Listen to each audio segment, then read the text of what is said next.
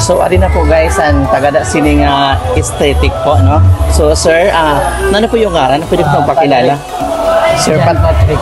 Sige. Sir Patrick, ano po nga oras nag-abri ni nga yung bar?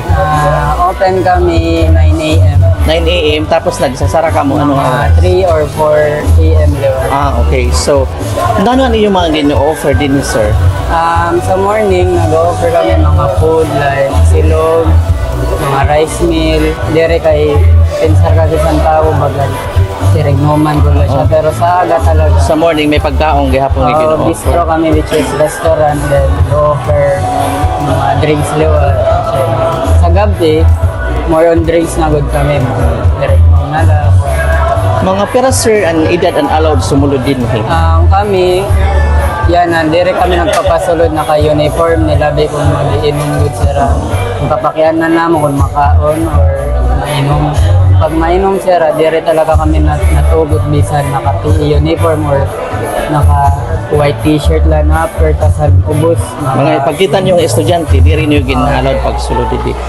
Mga nano sir ng mga bandaan nagpe-perform din sa iyo? Mga taga-Kalbayog laliwat like Unhomies, New Range, tapos Skybird, rotation man la sira din.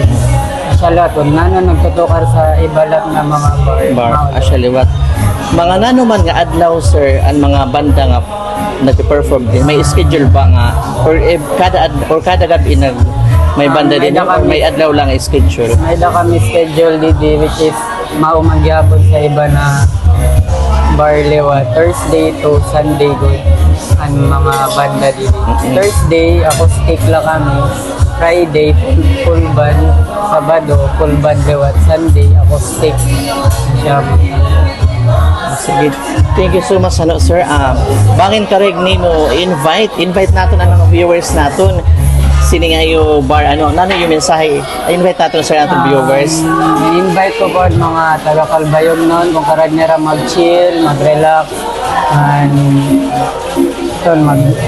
mag-gather sa mga barkada, friends, or mga meet up or nano. Pwede kami didi.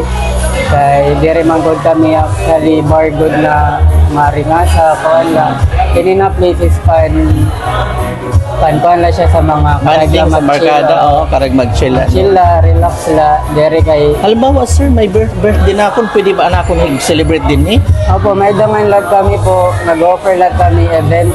Pwede kami din mag-rent sa venue or pwede liwat venue ng food. Once na did yung food, libre na tanan, libre na event. May libre paket, may libre palat kami nga cocktail, tower na din. Free na. Pero dyan rin, exclusive na, halimbawa ako mag-rent, isasara natin or... Okay, sasaray din natin. Para gulay ni sa iyo. So, per pax yun may catering man kami. So, per pax, pag amo ng foods, libre na an events place. Paano po sir makontak? May na kamo page? May da kami Facebook page, Aesthetic Bistro, or at tulad dito ang mga details like cellphone number, pwede dito na lang sila mag-contact sa amin.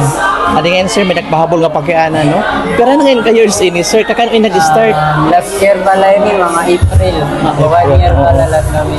Halimbawa sir, may banda dito, tapos ako inumak didi or nag-chill kami didi. Tapos kari kung may jamming, okay la ba sir sa banda? Allow dito niyo. Depende ka sila din sa banda. Willing sila, karay nera magpa-jam. So, sir, damang kasalamat sir. Thank you so much po.